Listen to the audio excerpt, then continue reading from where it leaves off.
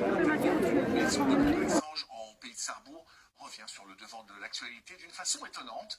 Le corps découvert serait celui d'un jeune homme porté disparu en août 2022 à Val-les-Châtillons, près de Barcahara. Valentin Piovesan et Robin Doulez. C'est avec le visage fatigué, endeuillé, que Xavier regarde les photos de son frère Guillaume, disparu depuis août 2022. La semaine dernière, l'affaire connaît un rebondissement. Son ADN est identifié sur un corps retrouvé dans une malle en décembre dernier dans cette maison de Gondrexange-en-Moselle. On ne s'y attendait pas du tout avec la famille. On attendait qu'il revienne par lui-même. Voilà.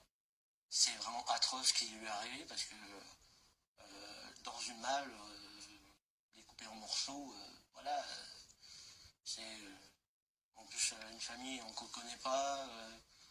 Guillaume, il était joyeux, il faisait rien de mal.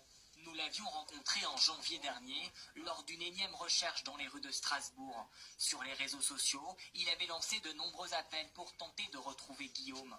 Aujourd'hui, Xavier ne comprend pas pourquoi la disparition de son frère cadet n'a pas été prise au sérieux. J'ai fait mon enquête de mon côté plus que les gendarmes, parce que moi je me suis démené même si j'avais un boulot.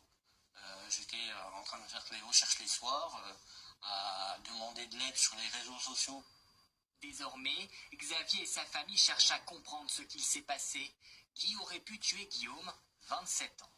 Où il a surpris quelqu'un, où il était pas au bon endroit, voilà. Il serait jamais mis dans une malle à se suicider ou quoi que ce soit. Il aimait la vie. Pour l'heure, le mystère reste entier. Les deux propriétaires de la maison sont mis en examen. L'homme est en détention provisoire, sa compagne, elle, sous contrôle judiciaire. Ils restent tous les deux présumés innocents.